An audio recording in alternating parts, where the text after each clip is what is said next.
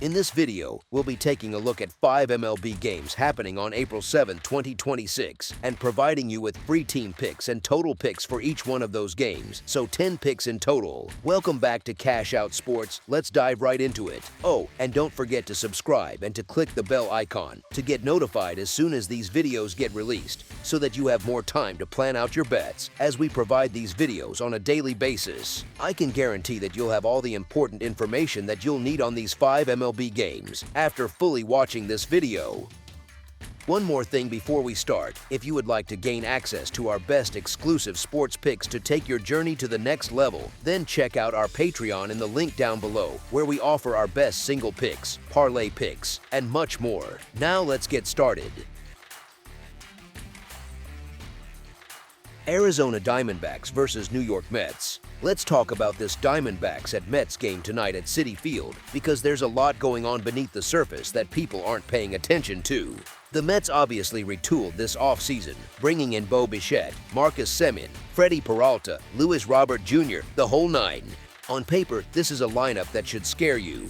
But right now, in real time, this team is dealing with something that changes everything, and it's the absence of Juan Soto. Soto got placed on the 10-day injured list with a right calf strain, retroactive to April 4th, and the Mets themselves said the typical return timeline is 2 to 3 weeks.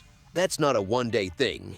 That's their best hitter, their franchise cornerstone, a guy who was slashing .355 over his first 8 games this year, just gone from the lineup. And honestly, the Mets' offense has already shown cracks without him. Before the Giants series, New York scored just 14 runs across 6 games outside of their opening day blowout. That's a team that's been grinding for runs, and now they lose the one bat that was carrying the load. You also can't ignore that Mike Tauchman is out with a meniscus tear, so the outfield depth is getting thinner by the day. Ronnie Mauricio got called up as the corresponding move, but he's not exactly a plug-and-play offensive weapon. Now flip it over to Arizona. The Diamondbacks are sitting at 5-5, which doesn't jump off the page, but context matters. They just took 2 of 3 from Atlanta, winning a tight 2-1 game and then gutting out a 6-5 win to close the series. That's a team that's competing in close games and finding ways to win them. Zach Gallen's last start was a masterpiece, a complete 1-0 shutout victory over the Tigers, where he threw 6 scoreless innings on just 4 hits and 0 walks. When Gallen is locked in like that, when he's commanding his stuff and keeping the ball on the ground, he can make any lineup look ordinary. And let's be real, a Mets lineup without Juan Soto is a lot less frightening than the one we saw on paper in spring training. Yes, Arizona is missing Lourdes Gurriel Jr., who's still rehabbing from his torn ACL surgery back in September, but they've known about that absence all spring and have built their lineup around it. Corbin Carroll is healthy after recovering from a broken hamate bone, and he came into this season off a 31-homer, 32 stolen base campaign in 2025. The Diamondbacks have had time to adjust to who they are without Gurriel. The Mets are just now learning what life looks like without Soto, and that's a much harder adjustment to make on the fly, especially in chilly April conditions at Citi Field. Arizona's pitching depth has been one of the early stories of this season, and if Gallen is on the mound tonight, you're looking at a guy who's already proven he can dominate in 2026. The Mets got talent, no question, but talent on the injured list doesn't score runs. As our first pick for this matchup, the Arizona Diamondbacks money line is our full game side pick. When you look at how these two teams have been manufacturing runs early in the season, or more accurately, how they haven't been, the picture gets pretty clear. The Mets' offensive inconsistency is well documented at this point. Outside of their 11-7 opening day slugfest and a 10-3 rout of the Giants, this team has been scraping and clawing for every run. Multiple games with just 1 or 2 runs scored. A walk-off loss in St. Louis where they couldn't push anything across for most of the game. And now they're running that same offense out there minus Juan Soto, minus Tauchman, with a lineup that's relying on guys like Tyrone Taylor and Jared Young to fill the gaps. That's not a recipe for fireworks. On Arizona's side, Gallen's last outing tells you everything you need to know about how he can suppress offense. 6 innings, 0 runs, 4 hits, 0 walks. He's throwing strikes, he's limiting hard contact, and he's keeping the ball in the yard. If Peralta is on the mound for New York, and based on his rotation timing he lines up perfectly for tonight, you're looking at a guy who's been equally dominant in his own right, racking up 14 strikeouts through his first 2 starts and allowing just 1 earned run in his last outing against the Cardinals. Peralta's changeup has been nasty this year, and when he's leaning on it early in counts, hitters are getting off balance and chasing. So think about what you're getting here. Two starters who are both pitching at a high level early in the season, one offense that's already been struggling to score and is now missing its best player, and April conditions at Citi Field where the cold air off Flushing Bay tends to knock down fly balls and stiffen up bats. The cold is real. It affects exit velocity, it affects how far the ball carries, and it makes every at-bat just a little bit harder. When you combine elite pitching on both sides with diminished offensive firepower, especially from the home team, and factor in the early season weather, the ingredients are all pointing in one direction. As our second pick for this matchup, under the projected total is our full game total pick. Milwaukee Brewers versus Boston Red Sox. Milwaukee's rolling into Fenway Park on Tuesday night riding a 7-2 record, and honestly, you can feel the momentum this team carries just by looking at how they've handled business so far. They've won 3 consecutive series to open the year, and every single victory has come by multiple runs, which tells you this isn't some fluke built on one-run escapes and lucky bounces. Boston, meanwhile, sits at a miserable 2-7, dead last in the American League East, and their struggles go deeper than just the record. The Red Sox are batting just .226 as a team. Their starting pitching ranks near the bottom of the league with a 5.19 earned run average, and the injury list reads like a novel at this point. Tristan Casas is on the injured list recovering from knee surgery. Tanner Houck is on the 60-day IL with a flexor strain that'll likely cost him most of the season. Cutter Crawford and Patrick Sandoval are both shelved, and Rami Gonzalez landed on the 60-day IL too. That's a significant chunk of what Boston was counting on this year, and it shows. Now here's where it gets interesting for this particular game. Jacob Misiorowski takes the mound for Milwaukee, and this kid has been nothing short of electric.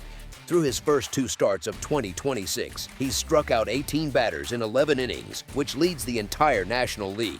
He opened the season by throwing 6 scoreless innings against the White Sox with 10 punchouts, and followed that up with another quality outing against Tampa Bay where he fanned 7 over 6 frames. The 23-year-old earned the opening day nod after a promising rookie campaign in 2025, and he's clearly taken a step forward in terms of confidence and execution.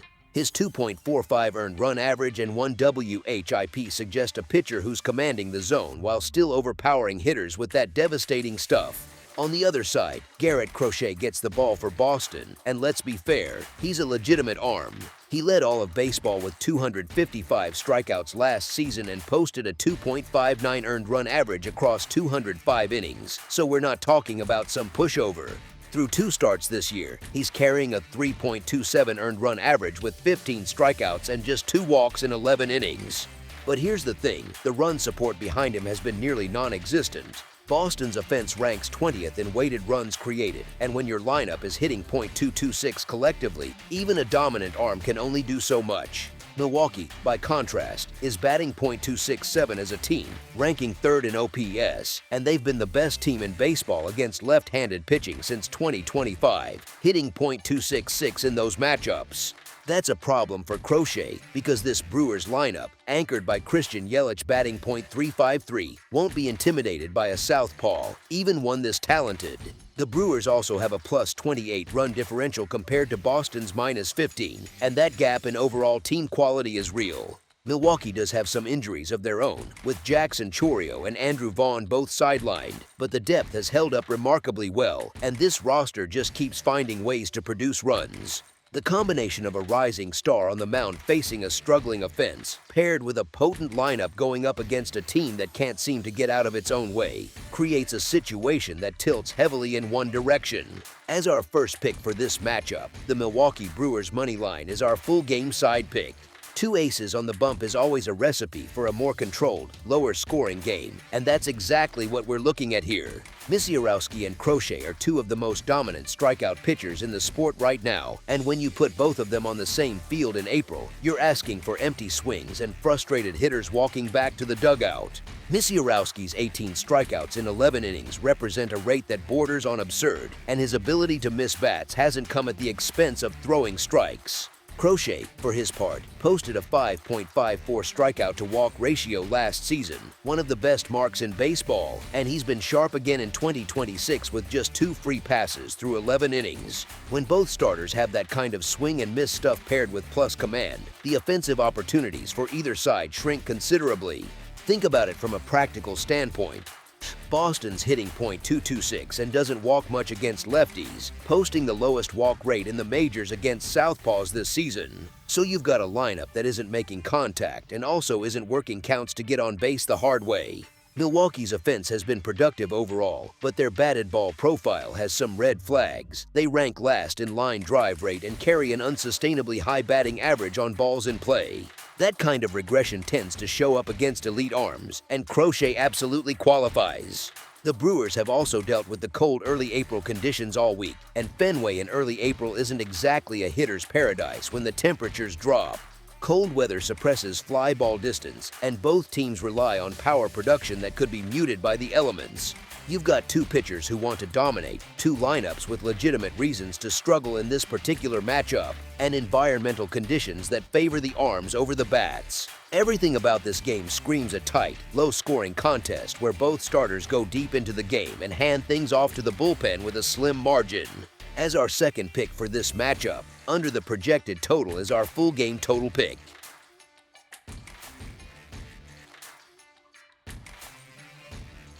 Athletics versus New York Yankees. Here's the thing about this Athletics at Yankees matchup tonight, and I want you to really sit with this for a second before we get into it. The Yankees are rolling into their first home series of 2026 with a 7-2 record, and they've been doing it in a way that should genuinely concern the rest of the American League. Their pitching staff to start this season has been borderline absurd. We're talking about a group that posted a combined earned run average barely above 1 run through the first week and change, which, honestly, is the kind of number you'd expect from a video game, not real life. And the guy taking the mound tonight, Cam Schlittler, might be the most exciting part of the whole equation. This kid, a 25-year-old right-hander out of Northeastern University, has been flat-out untouchable. Through his first 2 starts of the year, he's thrown 11 2/3 scoreless innings, piled up 15 strikeouts, and walked exactly 0 hitters. 0. He became the first Yankee to open a season with back-to-back outings of at least 5 scoreless frames and 7 or more punch-outs. In his last outing against Seattle, Schlittler touched 98.2 miles per hour on the radar gun and retired the final 15 batters he faced. That's not a typo. 15 consecutive hitters sat down, and the man walked off the mound like it was a Tuesday afternoon scrimmage. Now look at who's walking into Yankee Stadium on the other side.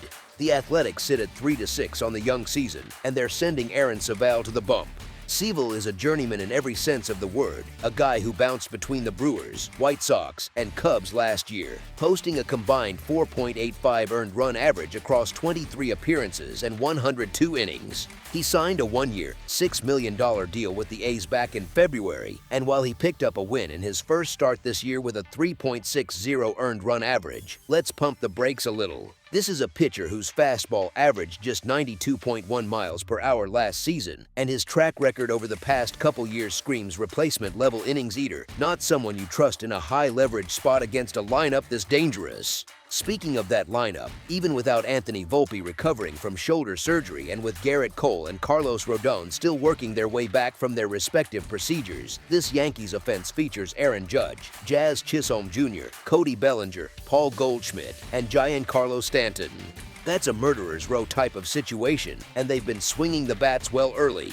The A's do have some exciting young pieces like Nick Kurtz, who mashed 36 home runs as a rookie last season, and Jacob Wilson, a 2025 All-Star who hit .311. Plus, Shea Langoliers has 5 dingers already this year.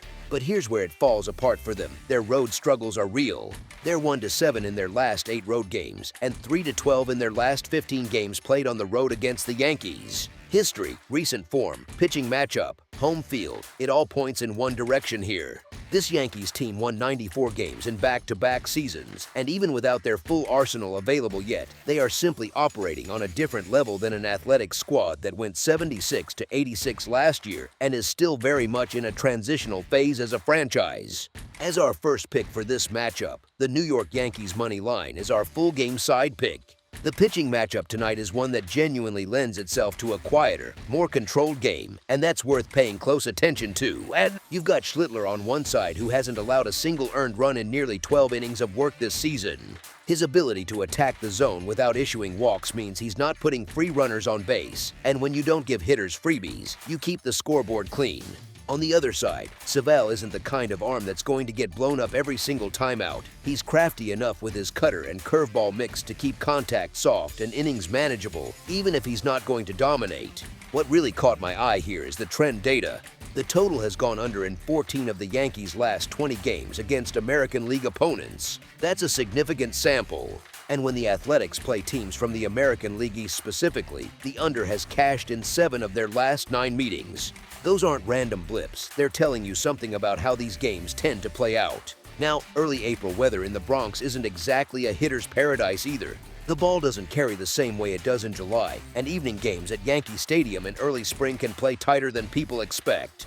You combine that with a Yankees staff that's been historically stingy so far, and an Athletics offense that, despite their young sluggers, has only managed a 3-6 record because they're not consistently stringing hits together on the road, and you start to see the picture form. Even in games the Yankees have been winning, this isn't a team running up the score. They're winning with pitching, defense, and just enough pop to get the job done. The forecast models project something right around 8 combined runs, and I think even that might be a touch generous given the way both of these pitchers operate. As our second pick for this matchup, under the projected total is our full game total pick. Los Angeles Dodgers versus Toronto Blue Jays. This one's personal, folks, and you can feel it in the air all the way up in Toronto. The Dodgers are walking into Rogers Center for a World Series rematch against the Blue Jays, and if you don't remember what happened last November, let me paint the picture for you. These two teams went the full 7 games, and it took a 9th-inning game-tying homer from Miguel Rojas just to keep Los Angeles alive in the final game of the Fall Classic. Yoshinobu Yamamoto, the World Series M5P, threw back-to-back complete games in Games 2 and 5, then somehow came out of the bullpen in the 9th inning of Game 7 to slam the door shut. That kind of ghost doesn't just disappear when the calendar flips to April. He's on the mound tonight for the Dodgers, sitting at a 1-1 record with a 3 earned run average through his first 2 starts of 2026, and while those numbers look modest, you have to understand that this is a pitcher who has already proven he can carry an entire franchise on his back against this exact opponent. On the other side, Kevin Gausman has been nothing short of electric, making history as the first pitcher since at least 1900 to record 10 or more strikeouts with 0 walks in each of his first 2 starts of a season. His 21 punchouts lead all of baseball right now, and his 0.75 earned run average through 12 innings is absurd. So you might be thinking, hey, Toronto's got the pitching edge here, right? And honestly, on paper, Gausman has been the better arm so far this year, no question. But here's the thing, Gausman's brilliance has been completely wasted. He's sitting at 0-0 on the season because his offense has left him hanging. In his first start, the bullpen blew his lead. In his second start against Colorado, the Jays managed just 1 run of support in a game they lost in extras. Meanwhile, the Blue Jays injury list reads like a disaster novel. All-star catcher Alejandro Kirk fractured and dislocated his left thumb on a foul tip against the White Sox and landed on the injured list, possibly facing surgery. He's arguably their second most valuable player behind Vlad Guerrero Jr., and losing him behind the plate is a massive hit to both the offense and the pitching staff. On top of that, outfielder Anthony Santander is also on the shelf. Their rotation beyond Gausman and the newly arrived Max Scherzer is in shambles, with Shane Bieber, Jose Berrios, Trey Yesavage, and Cody Ponce all sidelined with injuries. Ponce may be done for the entire season after spraining his ACL in his debut. This team is bleeding, and the depth just isn't there the way it is on the other side. Now yes, the Dodgers lost Mookie Betts to a right oblique strain over the weekend, and that's no small thing. He's on the 10-day injured list, and Roberts says he's hopeful it'll be less than the typical 4 to 6 weeks, but oblique injuries are notoriously tricky. Still, look at what Los Angeles did without him. They swept the Nationals, winning 10-5 and then 8-6, and tonight's game, which is already underway as I prep this, has them up 7-1. Shohei Ohtani went 2 for 4 with a home run tonight. Freddie Freeman launched 1 out. Teoscar Hernandez smacked a 2-run shot. This lineup is relentless, even without Betts. Andy Pages has been on an absolute tear to start the year, and Hye-Sung Kim, who was recalled to fill Betts' roster spot, gives them legitimate options in a platoon with Miguel Rojas at shortstop. The Dodgers are 7-2 on the season and sitting atop the entire National League. Toronto is 4-5 and struggling to score runs for their best pitcher. You've got a World Series M5P returning to the scene of his greatest triumph, throwing against a lineup that's been gutted by injuries and can't seem to string together enough offense to support historically good pitching. The Dodgers have the deeper roster, the hotter bats, and frankly, the mental edge in this building after what happened in November. Toronto's crowd will be juiced for the rematch, sure, but energy in the stands doesn't put runs on the board when your catcher is in a doctor's office and your lineup is pieced together with duct tape. As our first pick for this matchup, the Dodgers' money line is our full game side pick. Kevin Gausman has been historically dominant, and Yamamoto is no slouch either, so you might be looking at this pitching matchup and thinking, hey, runs are going to be at a premium. I get that instinct. Two aces squaring off usually screams low scoring. But let's zoom out a little and look at the full picture, because it's more complicated than it seems. Start with the Dodgers, who have been mashing the baseball. In their last 3 games alone, they've scored 10, 8, and 7 runs. Ohtani, Freeman, Hernandez, and Pages have all been swinging the bat with serious authority. Even in a game against a quality arm, this lineup finds ways to put crooked numbers on the board. Freddie Freeman drove in runs in 2 of the last 3 games, including a homer tonight. This is an offense that doesn't cool down just because there's a good pitcher on the mound. They adjust, they grind at bats, and they make you pay for mistakes. On Toronto's side, yes, Gausman has been lights out, but there's a subtle crack forming. His splitter is lethal, and his command has been pristine, but the Dodgers saw him plenty during last year's World Series. Familiarity matters in baseball, especially when you're talking about a lineup full of guys who've seen a pitcher's best stuff in the highest pressure moments imaginable. Rogers Center also plays as a hitter-friendly park, with the roof closed in April and the ball carrying well in the climate-controlled dome. And here's the part that really tips the scale for me. Toronto's bullpen has been overworked. With so many starters on the injured list, the Jays have been leaning on their relievers heavily, and that workload catches up fast in the early season. Tonight's game saw Josh Fleming give up 4 earned runs on 6 hits, and Joe Mantiply coughed up a homer in his brief appearance. Even if Gausman keeps the score tight through 6 innings, the back end of this pitching staff is vulnerable. And once you combine a Dodgers lineup that's been averaging over 8 runs per game in their last 3, with a Blue Jays bullpen that's been stretched thin and a Toronto offense that's been struggling mightily to generate runs, you get a recipe where both sides contribute just enough to push this thing to the other side of the number. As our second pick for this matchup, over the projected total is our full game total pick. Atlanta Braves versus Los Angeles Angels. Alright, so let's talk about this interleague showdown out in Anaheim, where the Atlanta Braves roll into Angel Stadium to face the Los Angeles Angels on Tuesday night. It's the second game of a 3-game set, and sometimes the second game of a series tells you more about a team than the first one ever could. Atlanta comes into this one sitting at 6-4 on the young season, and while that record looks modest on paper, the way they've gotten there is what matters. This Braves pitching staff has been suffocating hitters all year long, posting the best team earned run average in the entire National League and sitting second across all of Major League Baseball. Their first 4 starters have combined for a ridiculous 1.15 earned run average so far, and honestly, that's not some small sample size fluke when you watch the way these guys are locating pitches and controlling at-bats. On the mound tonight for Atlanta, you get Reynaldo Lopez, who is making his case as one of the more compelling comeback stories in baseball right now. This is a guy who missed almost all of 2025 after shoulder surgery, a guy who was barely touching 90 miles per hour in his final spring training outing and had people genuinely worried. Then the regular season started, and suddenly that fastball was sitting 94 to 95 and touching 97, like he just flipped a switch. Through 2 starts, he carries a 1.64 earned run average across 11 innings, with 6 strikeouts and a pitch efficiency that suggests he's not muscling through these outings but rather cruising. His manager Walt Weiss put it simply after his first start against the Royals when Lopez tossed 6 innings on just 76 pitches. He was outstanding. Now flip over to the Angels side and the picture looks, well, a lot shakier. Los Angeles sits at 5-5, and sure, they had some gritty moments against the Mariners last week, including Joe Adell robbing 3 home runs in a single game like some kind of superhero, and a walk-off sacrifice fly from Nolan Scanuel to close out the series. But grit and magic only get you so far when the underlying numbers tell a different story. The Angels as a team are hitting just .204, which is abysmal no matter how you frame it. They're striking out at the second highest rate in the league, and their WRC plus against left-handed pitching is the worst in baseball. Now here's the thing, tonight they're actually sending a lefty to the mound in Yusei Kikuchi, so that particular split works against their own lineup if things get weird late, but it really hammers home how much this offense struggles to generate runs consistently. Kikuchi himself has been rough, carrying a 6.52 earned run average through 9.2 innings with an 0-1 record. He gave up 2 runs on 8 hits in just 4.1 innings in his first start against Houston, and while he racked up 8 strikeouts in his second outing, the damage was done early and often. And then there's the Mike Trout situation. Trout took a fastball off his left hand Sunday against Seattle, and he's been listed as day-to-day with a left-hand contusion.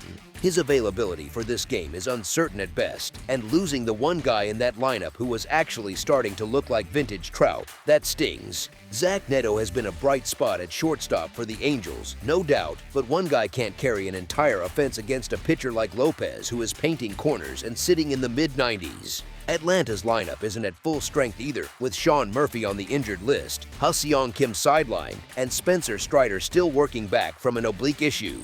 But even in this depleted state, the Braves own the lowest strikeout percentage in the league as a team, and their collective WRC plus ranks 6th in baseball. Drake Baldwin has been a revelation early on with 4 home runs and 12 RBIs, and Matt Olson is someone the Angels specifically do not want to see, given his career 24 home runs against this franchise and a 47.8% hard hit rate so far this season. The Braves don't need to blow the doors off to win this game. They just need Lopez to do what he's been doing, which is keep opposing lineups quiet, while the offense chips away and manufactures enough. As our first pick for this matchup, the Atlanta Braves money line is our full game side pick. Now let's shift gears and talk about the run environment we're likely looking at in this one. Angel Stadium has always been a place where pitchers can breathe a little easier, carrying a 0.95 park factor that slightly suppresses offensive output. That matters when you combine it with what both pitching staffs, and especially both starters, are capable of doing. Lopez, as we just covered, has been electric on the mound, and even though Kikuchi's earned run average is inflated, he does have the ability to miss bats, as evidenced by his 8 strikeouts in under 10 innings. The stuff is there with Kikuchi, the results just haven't been clean, but his presence on the mound still creates the kind of at-bat difficulty that can limit crooked innings. Here's what really tips the scale, though. The Angels' offense has been one of the quietest in baseball, managing just 41 runs across their first 10 games. That's not a team built to put up 5 or 6 run innings, especially against a pitcher with Lopez's command and velocity. On the flip side, Atlanta's bats have been streaky themselves. Outside of a 17-run explosion against Arizona on April 2nd, the Braves have scored 4 runs or fewer in 4 of their first 7 games.